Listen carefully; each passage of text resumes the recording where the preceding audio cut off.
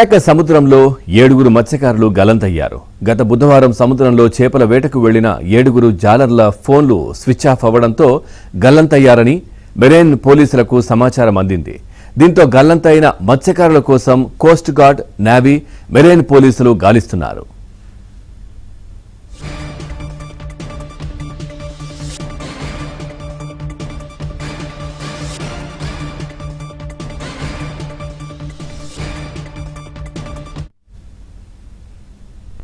విశాఖ సముద్రంలో 7 మత్స్యకారులు గల్లంతయ్యారు. గత బుధవారం సముద్రంలో చేపల వేటకు వెళ్లిన 7 జాలర్ల ఫోన్లు స్విచ్ ఆఫ్ అవ్వడంతో గల్లంతయ్యారని మెరైన్ పోలీసులకైతే సమాచారం అందింది.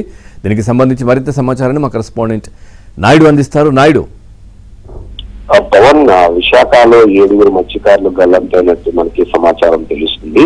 సో 7 మత్స్యకారులు కూడా జూలై 1వ తేదీన తెల్లవారుజామున 3 గంటలకి విశాఖ ఫిషింగ్ హార్బర్ నుంచి వేటకు బయలుదేరారు. సో ఇండియాకు చెందినటువంటి MMV-583 అనే బోట్ లో వీళ్ళు 7 బయలుదేరడం జరిగింది. ఇక్కడికి వెళ్ళిన తర్వాత ఏదైతే సముద్రంలో అల్పపీడనం ఏదైతే ఏర్పడిందో 3వ తేదీన దాని ప్రభావం వల్ల కొంత ప్రతికూల వాతావరణం ఉంది, ఇబ్బందిగా ఉందనే విషయాన్ని జాలర్లు ఎవరైతే ఉన్నారో వాళ్ళు ఇక్కడ ఉన్నటువంటి వాళ్ళ కుటుంబ సభ్యులకి ఫోన్ చేసి చెప్పినటువంటి పరిస్థితి అయితే ఉంది. వీళ్ళు జూలై 4వ తారీఖున మధ్యాహ్నం దాదాపు 2 గంటల సమయంలో ఇంటికి ఆల్రెడీ ఫోన్ చేయడం జరిగింది. అంటే వీళ్ళు సుమారుగా తీరానికి సమీపంలో దాదాపుగా 10 మైళ్ళ సమీపంలోనే చేరుకున్నారని మనం చెప్పొచ్చు. ఎందుకంటే సాధారణంగా నెట్వర్క్ దాదాపు 12 మైళ్ళు దాటిన తర్వాత నుంచి నెట్వర్క్ అనేది క్రమంగా తగ్గుతుంది.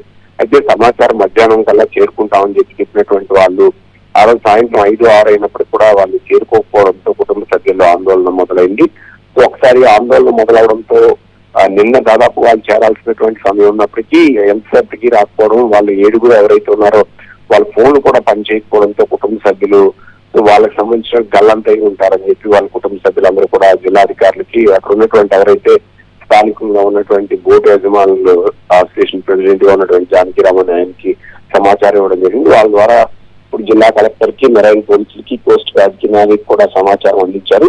ప్రస్తుతం వాళ్ళ గురించి సర్చింగ్ అనేది జరుగుతున్నట్టు మనకి తెలుస్తుంది. అయితే వీళ్ళు 7 ఫోన్లు ఎందుకు పనిచేయలేదు, ఏం జరిగిందనే విషయం పైన ప్రస్తుతానికి పోలీసులు అలాగే అటు మెరైన్ మిగతా వాళ్ళందరూ కూడా సమాచారం తెలుసుకున్నారు. ఇందులో మొత్తం 7 ఉన్నారు. 7లో కూడా గోవాపురం మండలం మట్టం గ్రామానికి చెందిన వారు 6 కాగా ఒకరు విశాఖపట్నం భీమిలి మండలం పెదనాగైపాలెం చెందిన వాటిగా గుర్తించడం జరిగింది. ఇప్పుడు వాళ్ళ కుటుంబ సభ్యుల్లో ఆందోళన మొదలైనటువంటి పరిస్థితి అయితే ఉంది.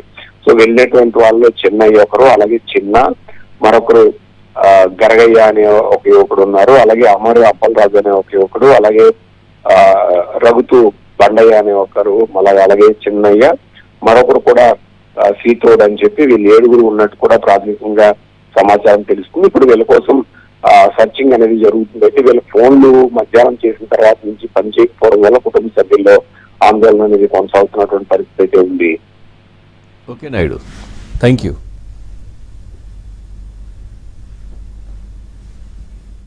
మన విశాఖపట్నం ఫిషింగ్ హార్బర్ నుంచి బోట్లో 7 మత్స్యకారులు సముద్రంలో వేటకు వెళ్లారు. ఇప్పుడు వాతావరణం అనుకూలంగా లేకపోవడం వల్ల వాళ్ళు తిరిగి వచ్చేస్తామని చెప్పి కుటుంబ సభ్యులకి మెసేజ్ ఇవ్వడం జరిగింది. బోటు డ్రైవరు ప్లస్ ఓనర్ కూడా అతని పేరు కారి చిన్న. ఆయన వాళ్ళ ఫ్యామిలీకి ఫోన్ చేసి 3 గంటలకల్లా వచ్చేస్తామని చెప్పేసి మెసేజ్ అయితే ఆయన ఫోన్లో చెప్పారు. అలాగే బోట్లో ఉన్నటువంటి మిగతా మత్స్యకారులు కూడా, కళాశీలు కూడా వాళ్ళ తాలూకా ఫ్యామిలీస్ కి 3 గంటలకు వచ్చేస్తామని చెప్పి తెలియజేశారు. కానీ వాతావరణం అనుకూలించకపోవడమో ఏంటో తెలియదు. కానీ ఇప్పటి వరకు అయితే వాళ్ళు హార్బర్కి అయితే చేరుకోలేదు. ఎవరి ఫోన్లు కూడా పనిచేయటం లేదు, అన్ని ఫోన్లు కూడా స్విచ్ ఆఫ్ అని వస్తున్నాయి. ఇంత ఇబ్బందికరమైన పరిస్థితి ఇక్కడ ఉంది. ఫ్యామిలీస్ అందరూ కూడా చాలా ఆందోళనతో ఉన్నారు. ఇప్పటి వరకు అయితే వాళ్ళ కోసం ఎటువంటి సమాచారం కూడా లేదు. నాకు విషయం తెలిసిన తర్వాత జిల్లా కలెక్టర్ గారికి మెసేజ్ ఇవ్వడం జరిగింది. అలాగే కోస్ట్ గార్డ్ కి మెసేజ్ ఇవ్వమని చెప్పి ఫిషరీస్ డిపార్ట్మెంట్ కి, అలాగే మెరైన్ డిపార్ట్మెంట్ కి కూడా మెసేజ్ ఇవ్వడం జరిగింది. దయచేసి వాళ్ళందరూ కూడా తిరిగి రావాలని చెప్పేసి మాకు సపోర్ట్ గా నిలబడండి.